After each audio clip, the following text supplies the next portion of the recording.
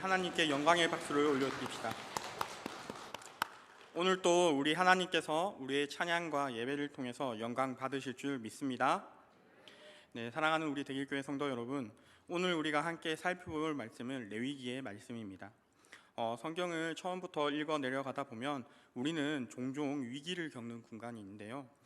제가 신학교에서 공부하면서 레위기와 관련된 수업을 들었을 때 선배들이 썼던 논문들을 좀 참고했던 적이 있는데요. 그 중에 한 선배의 논문에 너무 공감되는 서론이 있어서 같이 한번 나누어 보고자 하는데요. 거기에는 이렇게 적혀 있었습니다. 레위기를 읽다가 나에게 위기가 찾아왔다 하고 그 서론을 시작하는 것입니다. 레위기가 얼마나 읽고 연구하기에 어려운 본문인지 이 선배의 논문을 통해서 정확히 알 수 있었습니다. 오늘 우리 성도님들도 동일할 것이라 생각됩니다. 레위기는 읽기에 쉽지 않은 본문 중에 하나에 속합니다. 많은 성도님들이 성경 읽기를 시작하시다가 이 레위기에 도착하면은 바로 민수기나 모세의 설교로 점프를 하신 경우가 간혹 있는데요. 그만큼 많은 규례와 규칙에 대해서 설명하고 있기 때문에 쉽지 않은 본문입니다. 또한 구약의 제사법들이나 음식법, 정결법, 또 이런 것들이 신약에 와서 예수님의 사역을 통해서 다 폐지되었기 때문에 오늘날을 살아가는 우리 기독교인들에게 더 이상 의미가 없어 보이기도 합니다. 그러나 레위기가 현대 기독교인들에게 여전히 가치가 있는 성경임이 틀림없습니다. 먼저는 하나님이 집중하시고 관심 가지고 계시는 것들을 우리에게 잘 보여줍니다. 또 하나님의 성품에 대해서 또 잘 보여주고 있고요. 또 하나님과 인간 사이의 관계에 있어서 어떤 것들이 기본적인 원칙으로 작용하는지에 대해서 잘 보여주고 있습니다. 또한 가장 중요한 것은 레위기에서는 신약의 중요한 주제들이 이 레위기에서 출발하고 있다는 점입니다. 만약 우리에게 레위기가 없었더라면 예수님이 십자가에서 이루신 대속사역이나 하목제물이란 말을 제대로 우리가 이해할 수 없었을 것입니다. 그렇기에 오늘날을 살아가는 우리에게 이 레위기를 읽는 것은 필수적이라고 할 수 있겠습니다. 물론 설교를 준비하면서 저도 여전히 어렵고 잘 읽혀지지 않는 본문들이 있었습니다. 그러나 여러분, 중요한 것은 이 레위기를 통해서 우리 사랑하시는 성도님들과 오늘날 교회에게 하나님께서 원하시고 하시고자 하는 말씀이 있다는 사실입니다. 오늘 본문을 살펴보면서 우리에게 말씀하시는 하나님의 음성을 듣기를 원합니다. 네, 오늘 본문을 본격적으로 들어가기 전에 본문 이전에 5장 이전에 나왔던 내용들을 좀 간단히 정리를 해야 될 필요가 있는데요. 세상의 모든 문제의 원인에 그 근원에는 죄가 있습니다. 특히 오늘날 창궐하고 있는 이 코로나와 같은 전염병이나 현재 진행되고 있는 끔찍한 전쟁 등은 인간들의 죄의 결과물이라고 이야기할 수 있습니다. 하나님의 질서를 무시하고 역행하고 내가 살고자 하는 방법대로 살아갈 때, 그럴 때 우리는 전쟁과 전염병과 같은 끔찍한 죄의 결과물들을 마주하게 되는 것이죠. 성경에서는 인간에게 일어나는 이러한 일들이 죄와 매우 관련이 깊다고 이야기하고 있습니다. 그뿐만 아니라 성경에서는 이 죄의 결과물들을 해결할 속죄의 길도 열려 있다는 것을 동일하게 말씀하고 있습니다. 엄밀히 말하면 성경은 속죄의 길에 대해서 설명하고 있는 책이라고 정의할 수도 있겠습니다. 그만큼 죄라는 것은 우리 신앙생활의 중요한 부분이기도 합니다. 오늘 레위기의 초반에 설명하고 있는 5개의 제사는 이 속죄와 관련된 제사입니다. 우리가 너무나 잘 알고 있는 번제, 소제, 하목제, 속죄제, 속건제가 그것입니다. 많은 사람들이 이 속죄제에서만 속죄가 일어나는 것처럼 생각하기도 합니다. 그러나 레위기 1장 4절에 보면 그는 번제물의 머리에 안수할지니 그를 위하여 기쁘게 받으심이 되어 그를 위하여 속죄가 될 것이라 라고 말합니다. 5대 제사 안에는 기본적으로 속죄의 기능들이 다 포함되고 있다는 것이죠. 기본적으로 이 5대 제사가 시작하면서 이 속죄의 기능은 함께 작용하고 있는 것입니다. 이것을 통해 우리는 죄인들이 거룩하신 하나님과 대화하는 법이나 하나님과의 관계에 있어서 가장 기본이 되는 것이 이 속죄, 죄사함을 받는 것이라는 것을 알 수 있습니다. 성경에서 일관되게 우리에게 이 속죄의 중요성에 대해서 강조하고 있는 것입니다.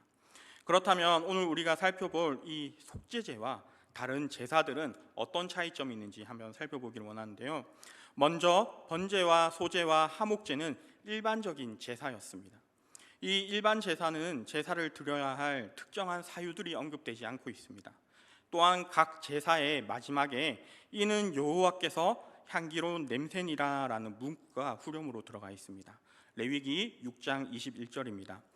그것을 기름으로 반죽하여 철판에 굽고 기름에 적셔 썰어서 소제로 여호와께 드려 향기로운 냄새가 되게 하라.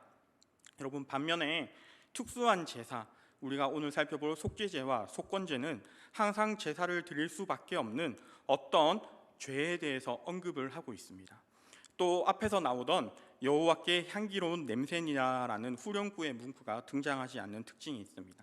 각 제사들을 잠깐 살펴보면 번제는 5대 제사 중에 가장 기본이 되는 제사입니다.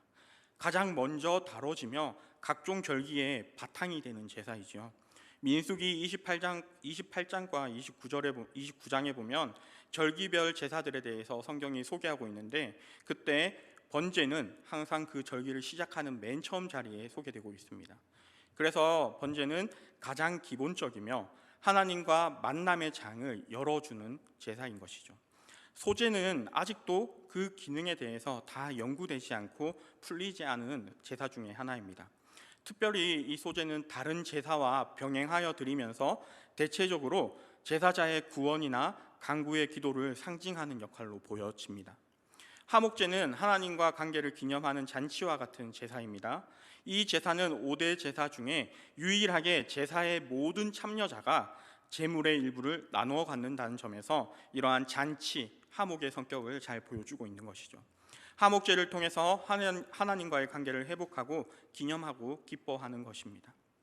오늘 우리가 다루어 볼 속죄제 다음에 나오는 속건제는 죄를 마치 다른 사람의 빚진 것처럼 묘사하고 있습니다. 그래서 속건제는 다른 제사들과 달리 봉헌자가 하나님이나 다른 사람에게 끼친 손해와 배상에 대해서 언급하고 있습니다. 죄를 빚진 것을 형상화하며 이 빚진 것을 반드시 갚아야 한다는 점을 부각하고 있는 것이죠. 우리 오늘 속죄제에 대해서 간단하게 요약해 보면, 이제 오늘 함께 살펴볼 본문과 앞선 4장의 내용이 이 속죄제에 관한 내용인데요. 우리가 방금 읽은 본문 5장 1절에서 13절까지는 앞선 4장에 나오는 속죄제에 대한 추가 설명이라고 보시면 됩니다. 앞에서 설명한 속죄제에 대한 추가적인 설명들을 더해주고 있는 것이죠. 우리 쉽게 설명하면 주석 정도로 생각해 주시면 될 것 같습니다. 앞서 4장에 설명된 부지 중에 지은 죄에 대한 구체적인 예시와 함께 어떠한 예물들을 주님 앞에 드려야 되는지에 대해서 설명하고 있습니다. 이 5대 제사를 간단히 살펴봤는데, 이것들을 통해 우리 하나님께서 관심 가지시는 것이 어떤 것들인지 우리는 알 수 있습니다. 하나님께서는 죄에 대해서 굉장히 주도적으로 인간들에게 이야기하고 있습니다. 어느 것보다 죄를 해결하는 것이 우리 하나님과의 관계의 기본이라는 것을, 또 이 레위기 초반부에 이 죄를 해결해야지만 하나님하고의 관계를 가까이 갈 수 있다라고 이야기하고 있는 것이죠. 오늘 우리가 살펴볼 속죄제는 우리의 죄를 제물에게 전가시켜 속죄시키는 제사입니다. 속죄제는 우리의 죄를 다른 흠이 없는 제물에게 지우는 것입니다. 그런데 여러분, 그 제물에게 그 죄를 지우는 것으로 끝나는 것이 아니라 속죄제의 진정한 목적은 하나님과의 관계의 회복에 있었습니다. 그것이 속죄제의 궁극적인 목표였던 것이죠. 예수님께서 십자가에서 모든 속죄를 완성하신 오늘날에도 이 속죄는 우리에게 회개라는 이름으로 우리의 신앙생활의 바탕과 기초를 이뤄주고 있습니다. 그렇다면 오늘날을 살아가는 우리가 이 레위기의 속죄제를 통해서 명확하게 짚고 넘어가야 할 것이 있습니다. 그것은 우리가 행하는 회개를 통해서 하나님과의 진정한 관계의 회복을 이루어야 한다는 것입니다. 여기까지가 이제 이 본문의 말씀을 들어가기 전에 간단하게 5대 제사에 대해서 알아봤는데, 우리 성도님들 벌써 위기가 찾아오시진 않으셨죠? 네, 오늘 조금 더 나아가야 하니까 집중해서 이제 본문을 살펴보도록 하겠습니다. 말씀 속에서 드러난 속죄의 원리들을 오늘 살펴보고, 또 오늘날 우리가 어떻게 하나님 앞에 이 속죄의 원리를 부여잡고 나아가야 되는지 한번 살펴보도록 하겠습니다. 첫 번째로 속죄의 원리는 제물의 자기 자신을 대입시키는 것입니다. 우리 앞에 뜬 그 자막을 함께 같이 읽어보겠습니다. 시작. 오늘 본문의 6절을 살펴보겠습니다. 그 잘못으로 말미암아 여호와께 속죄제를 드리되 양떼의 암컷 어린 양이나 염소를 끌어다가 속죄제를 드릴 것이요 제사장은 그의 허물을 위하여 속죄할지니라 라고 나옵니다. 이제 속죄제를 드릴 때 각 사람의 형편에 따라서 제물을 정할 수 있다고 이야기하고 있습니다. 암컷 어린 양이나 염소나 이후에 나오는 산비둘기나 고운 가루를 속죄제물의 제물로 하나님 앞에 드릴 수 있습니다. 그런데 여러분, 이 제물을 드릴 때 이 제물을 드리기 전에 정말 중요한 의식이 하나 있는데요. 레위기 4장 28절에서 29절의 내용입니다. 우리 함께 읽어보도록 하겠습니다. 시작. 그가 범한 죄를 누가 그에게 깨우쳐 주면 그는 흠없는 암염소를 끌고 와서 그 범죄한 죄로 말미암아 그것을 예물로 삼아 그 속죄 제물의 머리에 안수하고 그 제물을 번제물을 잡는 곳에서 잡을 것이요. 여러분, 무엇이냐면 바로 흠이 있는지 없는지 이 제사를 드리는 제사자가 잘 살펴봐야 한다는 것입니다. 속죄 제물의 이 속죄 제물은 흠이 없어야 합니다. 제사를 드리는 봉헌자가 철저하게 제물에 흠이 없는지 한 곳에 이렇게 잘못된 곳이 없는지 잘 살펴봐야 한다는 것입니다. 왜 그러냐면 속죄 제사의 제물은 나의 죄를 대신하여 드려지는 제물이기 때문입니다.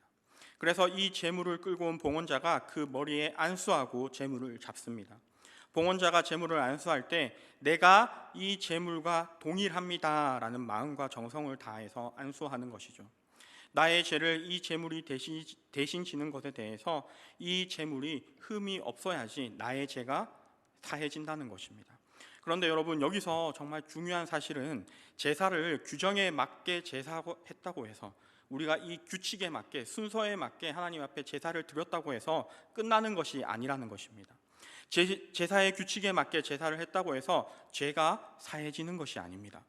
규칙에 맞게 흠이 없는 제물을 통해 제사를 드리는 것은 당연하고 그 기본 위에 하나님이 이 죄를 용서해 주실까 용서하지 않을까를 따로 결정하신다는 것입니다.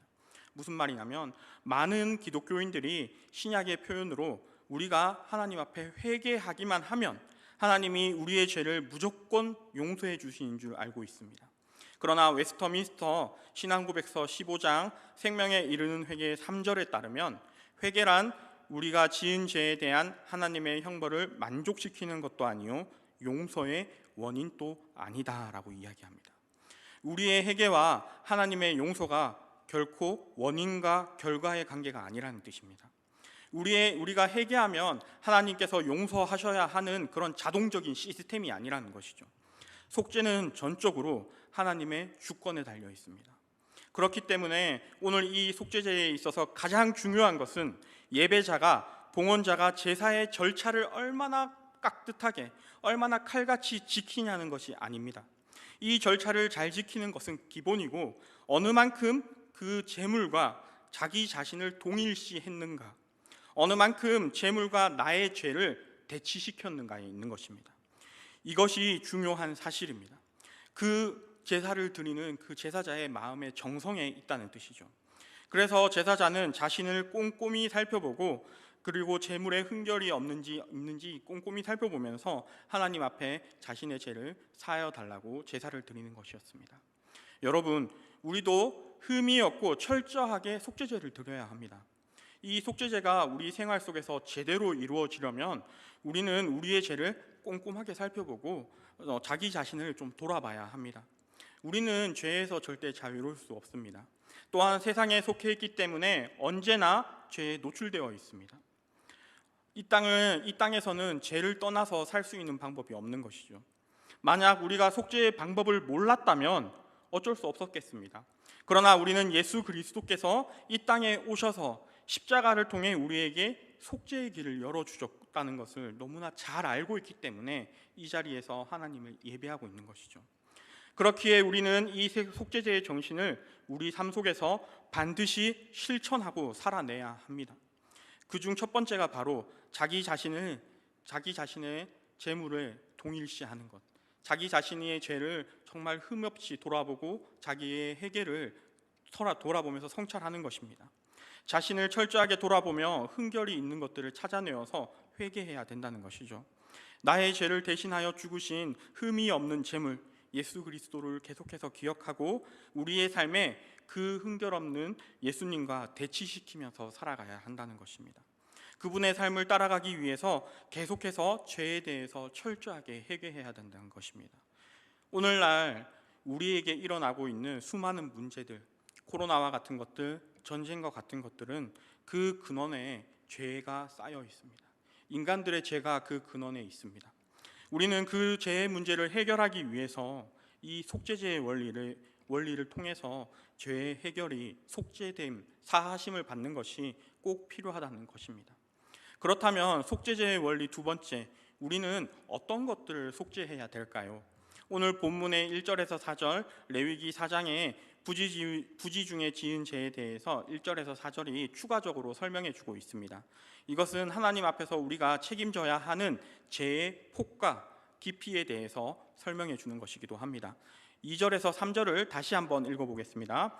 만일 누구든지 부정한 것들 곧 부정한 들짐승이나 사체나 부정한 가축이나 사체나 부정한 곤충의 사체를 만졌으면 부지 중이라도 할지라도 그 몸이 더러워져 허물이 있을 것이요 만일 부지 중에 어떤 사람의 부정에 닿았는데 그 사람의 부정이 어떠한 부정이든지 그것을 깨달았을 때에는 허물이 있을 것이요. 아멘. 어떤 죄들의 경우에는 우리가 전혀 부정에 접촉했는지 모르고 부정에 빠질 수 있음을 성경에서는 이야기하고 있습니다. 그러나 또 어떤 경우에는 우리가 어느 정도 부정하게 되는 것을 인식하고 부정에 빠질 수 있음을 이야기하는 것이죠. 예를 들어서 이 구약시대 때 시체를 만지는 것은 부정한 일이었습니다.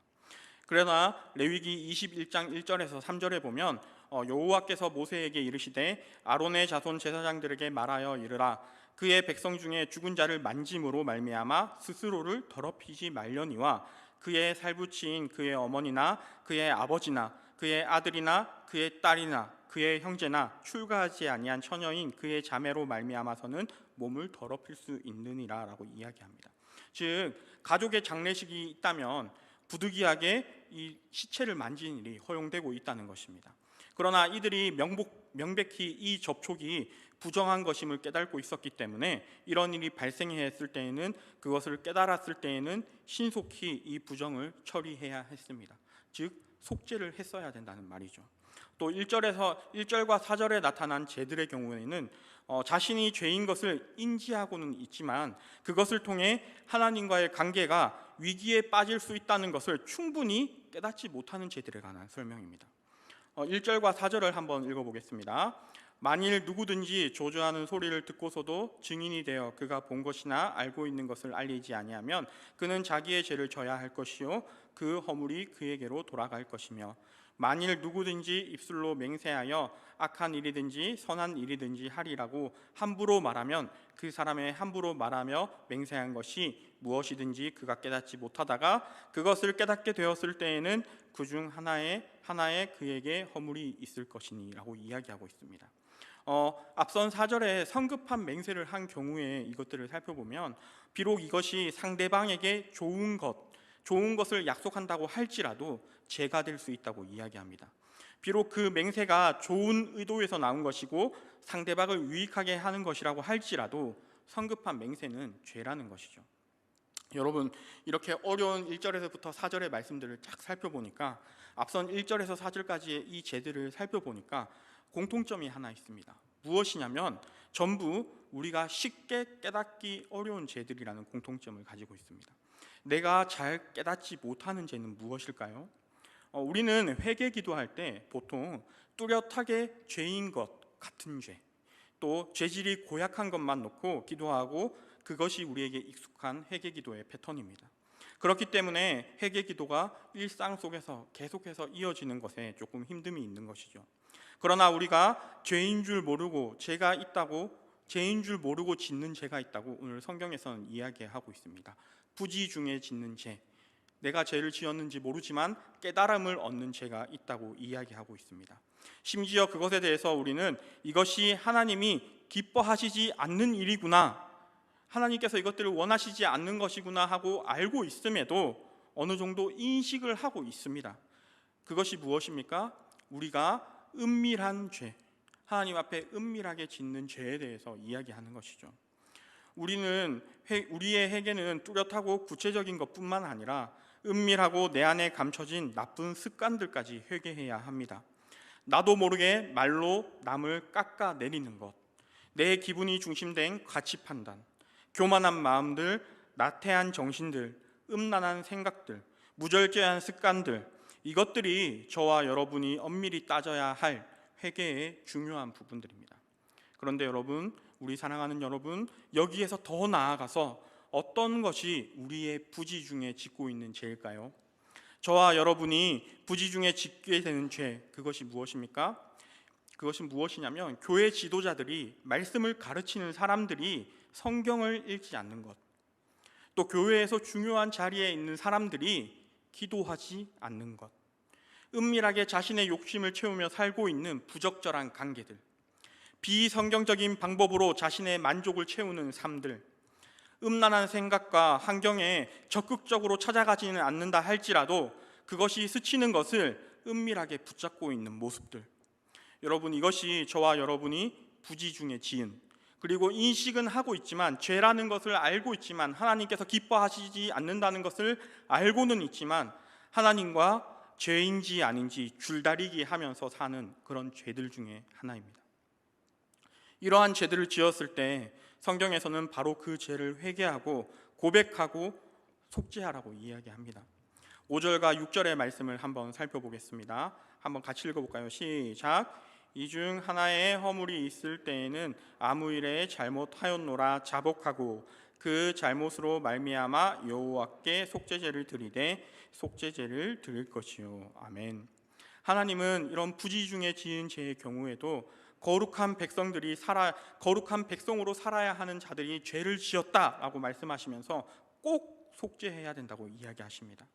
여러분, 이 고백이라는 절차는 속죄제의 시스템에서 정말 중요한 역할을 하고 있는데요, 본문을 통해 살펴본 1절에서 4절의 죄들이 분명히 우리가 인식을 하고 있고 또 의식을 하고 있지만 그렇지만 부지 중에 지었을 죄가 제일 경우가 큽니다. 그런데 그것이 죄인 줄 알면서도 인식을 하면서도 죄를 짓는 경우, 그것은 하나님 앞에 오만한 죄에 해당합니다. 하나님이 살아계시는데 내가 그 죄를 죄로 여기지 아니하고 아무것도 아닌 것처럼 하나님 앞에 성도인 것처럼 살아가는 것이기 때문입니다. 이런 오만한 죄는 하나님의 주권을 무시하는 결과를 가지고 옵니다. 오만한 죄들은 하나님 앞에 절대 해결받지 못하는 죄 중에 하나입니다. 그러나 이 오만한 죄들이 해결 가능한 상태로 낮아질 수 있는 것은 하나님 앞에 우리의 입술로 우리의 죄를 고백하는 것입니다. 그래서 이 고백하면서 주님 앞에 회개하는 것은 매우 중요한 것이죠. 왜냐하면 이 고백을 통해서 제사함의 주권이 하나님에게 있음을 인정하고 그분에게서 용서를 받고자 하는 마음의 표현이기 때문입니다. 이 고백을 통해서 오만했던 나의 자아가 하나님 앞에 무릎을 꿇게 되기 때문에 그렇습니다. 여러분, 이렇듯이 우리의 회개는 집중력과 고백이 필요합니다. 구체적으로 잘못한 것들에 대해서만 회개하는 것이 아닙니다. 막연히 이 나라가 잘못되어 가고 있다는 것에 대한 회개, 또 막연히 오늘날 교회가 약해져 가고 있다는 것에 대한 회개, 이런 막연하고 추상적인 회개가 아니라 은밀하게 내 안에 있는 수많은 죄들, 그리고 내가 인정하지 않고 있는 죄들, 마치 하나님과 나 사이에 죄라는 줄을 놓고 줄타기를 하듯이 밀고 당기면서 내가 그동안 타협하면서 살아왔던 그 은밀한 죄들, 그것들에 대해서 우리는 점검하고 하나님 앞에 자복해야 합니다. 그리고 그것을 하나님께서 우리에게 알려주실 때 내가 이것이 죄이구나 라는 것을 깨닫게 되었을 때 더 이상 하나님 앞에서 하나님과 함께 줄타기 하지 말고, 어제 예배 드렸는데, 내가 매일 새벽 기도 드리고 있는데 괜찮겠지, 이렇게 생각하지 말고 하나님 앞에 회개해야 하는 것입니다. 여러분, 내 안에 인정하지 않는, 드러나지 않는 죄에 대해서 점검하고 그것을 알게 되고 깨닫게 될 때 바로 고백하고 그 죄의 문제를 정리하는 것이 바로 이 속죄제의 두 번째 원리입니다. 그렇다면 우리가 이 죄들을, 이렇게 어려운 죄들을 방관하게 되었을 때, 그대로 두게 되었을 때 어떻게 될까요? 오늘 그 죄들을 방관하고 방치하였을 때 그 죄는 우리의 공동체를 오염시킵니다. 죄는 자신의 죄로 인해서 나를 망가뜨리고 오염시키는 것뿐만 아니라 공동체를 무너뜨리고 한 걸음 더 나아가서 제단을 오염시켰다고 성경에선 이야기합니다. 특별히 다른 제사들과 다르게 이 속죄제에서는 이 피를 사용하는 것에 대해서 유난히 예민하게 다루는 경향이 있습니다. 레위기 16장 19절에 보면 또 손가락으로 그 피를 그 위에 일곱 번 뿌려 이스라엘 자손의 부정에서 제단을 성결하게 할 것이요라고 이야기합니다. 다른 제사들의 경우 제물의 피를 받아서 제단 사방의 벽에 뿌리는 것으로 끝이 나는 경우가 있는데, 하지만 속죄제의 경우 이 피에 대한 처리를 뿌린다 해서 끝나는 것이 아니라 취하다, 가져가다, 담그다, 흩뿌리다, 바르다, 쏟아붓다와 같이 6개의 동사를 사용해서 죄에 대해서 설명하고 있습니다. 또한 이 피를 적용하는 장소도 다양한데요, 어떤 경우에는 피를 지성소의 휘장에 뿌리고 성막앗 향단에 뿌리기도 하고, 어떤 경우에는 번제단의 뿔에 바르기도 하고, 나머지는 밑단에 뿌려버리기도 합니다. 이러한 복잡한 피의 사용 방식이 무슨 뜻이냐면, 성막 곳곳에 죄로 더러워진 것들을 이 제물의 피로, 흠이 없는 제물의 피로 닦아낸다는 것을 의미하고 있습니다. 성막이 죄로 인해서 오염되었다는 뜻이죠. 레위기 4장 16절에서 18절을 살펴보면 이스라엘 온 회중이 지은 죄를 속죄할 때 행했던 속죄제의 모습이 나옵니다. 우리 함께 레위기 4장 16절에서 18절을 읽어보겠습니다. 같이 읽겠습니다.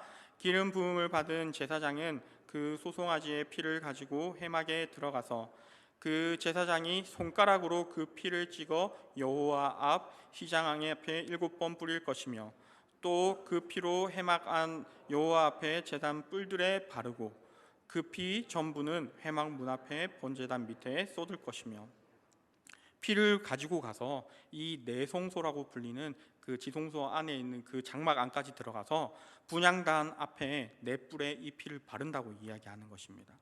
우리가 주의 깊게 살펴봐야 한다는 것은 이 피를 뿔에 바른다는 것이죠. 이것은 제단이 오염되고 이 오염된 제단을 제물의 피로 닦아내야 한다는 것을 형상화하고 있습니다. 마치 예수님께서 십자가에 달리시기 전에 예수님의 발에 황유를 붓고 자기의 머리로 그 발을 닦아내는 것처럼, 이 피로 제단의 뿔을 닦아내는 것은 속죄제의 가장 중요한 장면 중에 하나입니다. 우리가 지은 죄는 성전을 오염시킨다는 것입니다. 그리고 이 오염은 흠이 없는 제물의 피로 말미암아 닦아낼 수 있다는 것입니다.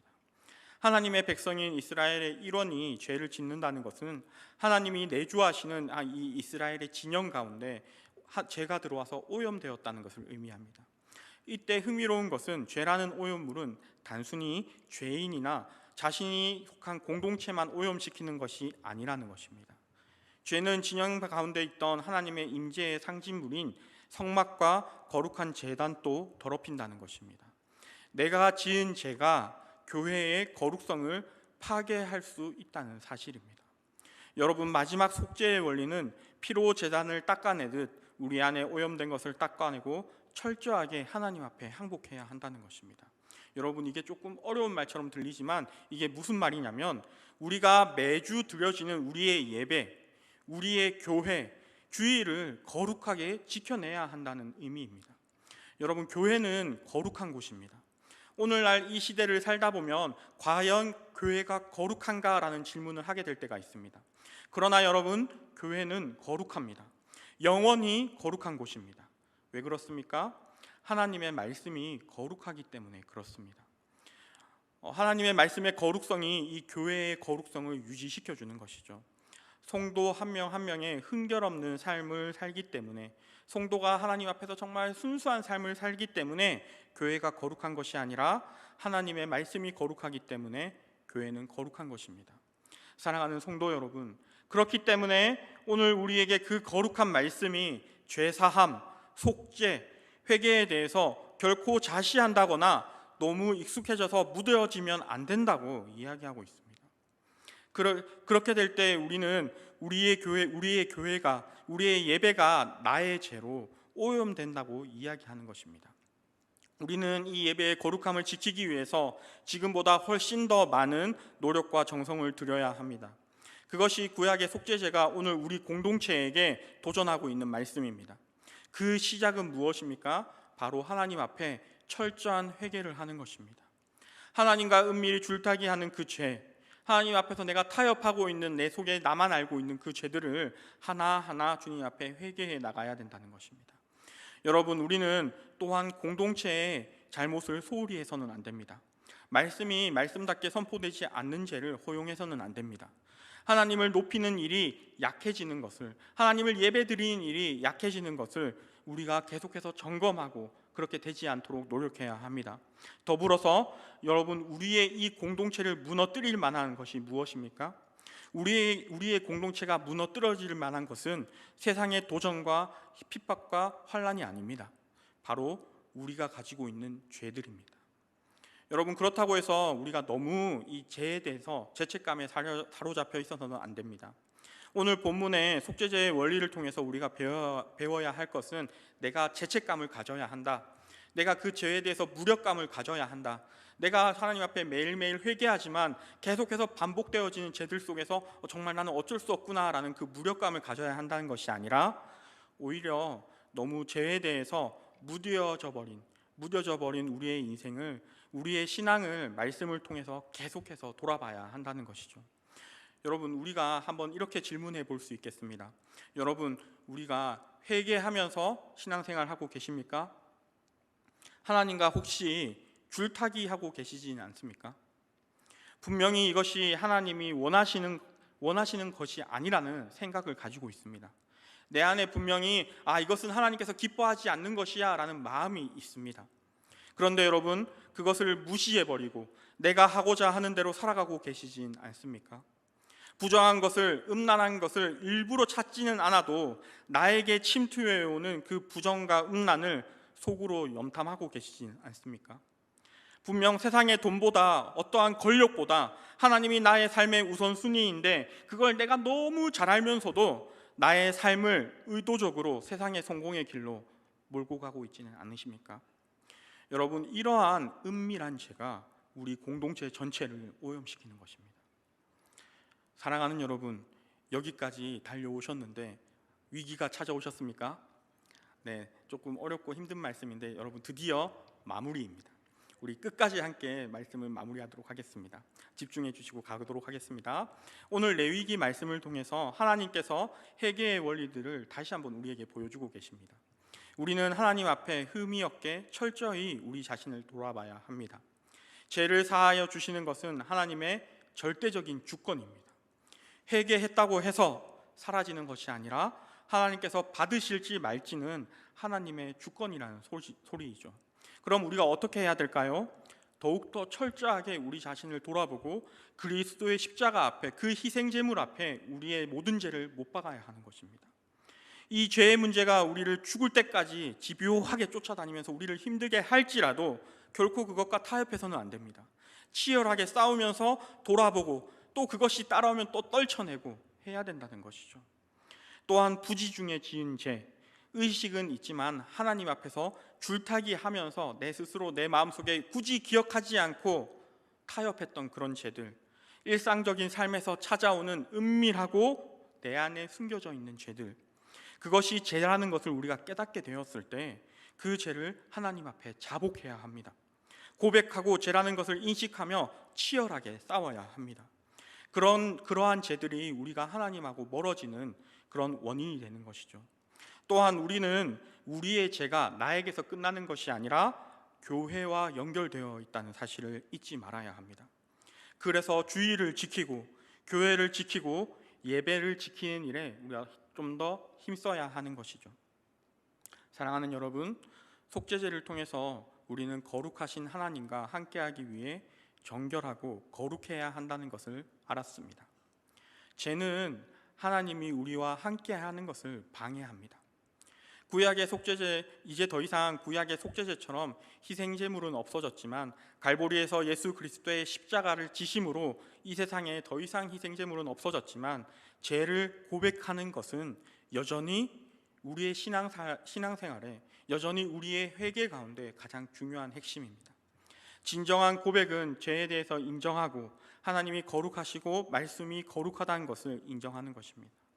또한 하나님 앞에 겸손히 죄에서 돌아서서 내가 하나님 앞에 가겠다는 그 자발성을 보여주는 것이 이 자복하는 것이기도 합니다. 우리가 회개하지 않고 우리의 죄를 사하여 주신 예수님을 따르지 않는다면 2000년 전 골고다 언덕에 오르신 예수님의 그 십자가가 우리에게 아무런 의미가 없어지게 되는 것입니다. 속죄 제사의 정신과 그 원리는 우리의 신앙생활 가운데 치열하고 생생하게 살아 있어야 합니다. 희생 제물의 각을 뜨고 내장을 긁어내고 피를 받아서 정성스럽게 나의 죄로 오염된 제단에 바르는 그 간절함과 같은 회개의 모습이 우리 안에 있어야 합니다. 또한 그 가운데 우리를 구원하여 주신, 우리를 아무 죄 없다고 말씀하여 주신 십자가의 능력이 살아 있어야 합니다. 우리의 회개 기도를 점검해 봐야 합니다. 우리의 회개 기도가 회복될 때, 그렇게 되었을 때 우리에게 회복이 있을 것입니다. 사랑하는 여러분, 예배와 교회를 거룩하게 하기 위해 나의 은밀한 죄를 돌아보는 것이 속죄제를 지내던 제사장들이 제단불을 정성을 다해서 피로 닦았던 그 모습처럼 우리 안에 회복되어지고 우리의 교회 가운데, 우리의 예배 가운데, 우리의 신앙생활 가운데 계속 지속되기를 소망합니다. 우리 함께 기도하겠습니다. 사랑의 하나님, 그저 하나님을 매일 배신하고 배반하며 살아가던 우리에게 독생자 예수 그리스도를 보내어 주시고 우리를 사랑으로 아무 조건 없이 구원하여 주신 그 은혜 참 감사합니다. 오늘 우리가 속죄제에 대해서 말씀을 들었습니다. 하나님 앞에 우리의 은밀한 죄들을 내어놓고 고백해야 한다는 것을 들었습니다. 성령 하나님, 우리와 함께하여 주셔서 우리의 죄를 깨닫게 하여 주시고 그것에 멈추는 것이 아니라 하나님 앞에 고백하고 회개할 수 있도록 도와주십시오. 사랑의 하나님, 그렇게 되었을 때 우리 공동체가 주님이 주신 놀라운 은혜를 경험할 수 있도록 도와주시고 다시 한번 회복과 뜨거운 열정을 허락하여 주십시오. 그래서 우리 대길교회가 하나님의 거룩함을 전할 수 있고 삶으로 증거할 수 있는 그런 귀한 공동체가 되기를 원합니다. 주님께서 함께 동행하여 주심을 믿사오며 이 모든 것을 우리를 위한 흠없는 제물이 되어서 우리의 모든 죄를 사하여 주신 예수님의 이름으로 기도합니다. 아멘.